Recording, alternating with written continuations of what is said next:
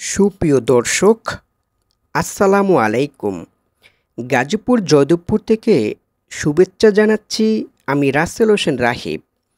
আমার সাথে আছেন আমার সহধর্মিণী তানিয়া আক্তার জুমা এবং আমাদের একমাত্র সন্তান তানভীর হোসেন রাপ্পি। আমার সহধর্মিণী তানিয়া আক্তার জুমা ও আমাদের একমাত্র সন্তান তানভীর হোসেন রাপ্পি কিছুদিন যাবৎ কিছুটা অসুস্থতা। কিছুদিন আগে প্রাইভেট মেডিকেলে ডাক্তার দেখানো হয়েছে এবং ঔষধ খাওয়ানো হয়েছে, কিন্তু কোনো ফলাফল পেলাম না। তাই আমার প্রতিবেশীর অনেকে বলেছে একবার সরকারি মেডিকেলে নিয়ে দেখাতে। তাই আমি আমার প্রতিবেশীর কথা মতো আজকে গাজীপুর জয়দেবপুরের সদর মেডিকেলে নিয়ে যাচ্ছি। আপনারা সকলে আমার ওয়াইফের জন্য ও আমার সন্তানের জন্য দোয়া করবেন। বাসা থেকে বের হওয়ার পরে মেঘলা আকাশ হয়ে গেল এবং হালকা হালকা বৃষ্টি হচ্ছে। এই বৃষ্টির ভিতরে রিক্সায় চড়ে কোথাও যাওয়ার মজাটাই আলাদা। রিক্সা চালক মামা আস্তে আস্তে রিক্সা চালিয়ে আমাদের নিয়ে যাচ্ছে মেডিকেলের দিকে। আমরা যাচ্ছি আর এই হালকা বৃষ্টির ভিতরে অনেক সুন্দর একটি অনুভূতি উপভোগ করছি। রিক্সা চালক মামা যাচ্ছে আর আমরা সময়ের অপেক্ষায় আছি কখন আমাদের গন্তব্য স্থানে গিয়ে পৌঁছাবো। রিক্সা চালক মামা যাচ্ছে তো যাচ্ছেই, কিন্তু কেন জানি লম্বা পথ আর শেষ হচ্ছে না।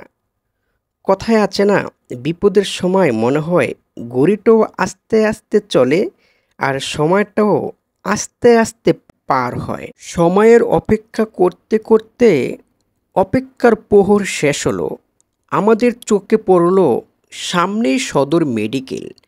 রিক্সা চালক মামা আস্তে আস্তে আমাদের নিয়ে যাচ্ছে সদর মেডিকেলের সামনের গেটে।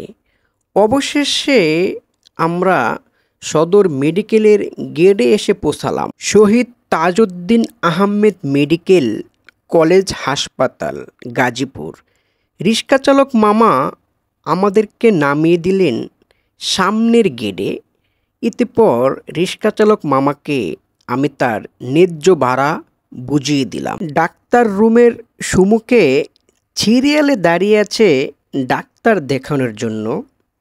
যেহেতু এটা গাজীপুর জয়দেবপুরের ঐতিহ্য সদর মেডিকেল, তাই এখানে গাজীপুর জয়দেবপুরের অধিকাংশ মানুষই সেবার জন্য আসে।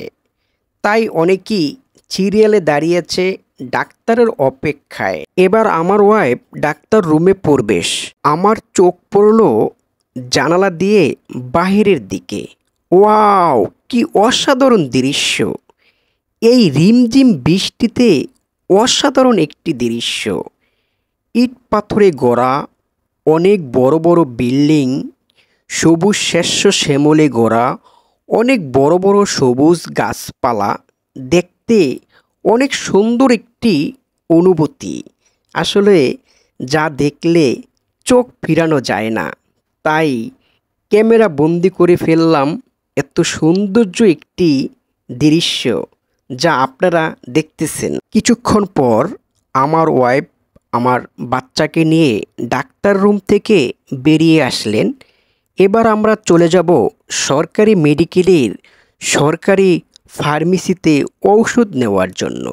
ডাক্তার বলে দিয়েছেন সরকারি মেডিকেল থেকে ওষুধ নেওয়ার জন্য, কারণ এই সরকারি ওষুধগুলোয় অনেক কার্যকরিত হবে।